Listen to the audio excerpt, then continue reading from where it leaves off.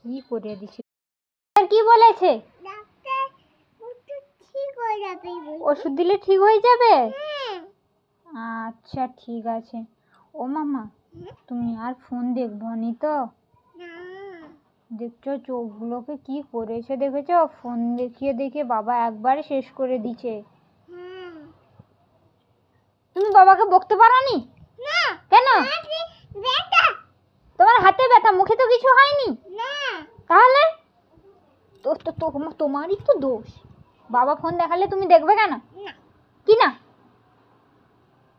তোমারই তো দোষ।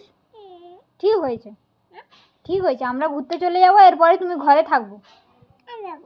তুমি যাবো এরকম বান্দরের মতো ফোন দেখে দেখে চোখ খারাপ করবে, আর তোমাকে আমার সঙ্গে নিয়ে যাবো নাকি? হ্যাঁ, আবার মুখে দে না তোমাকে।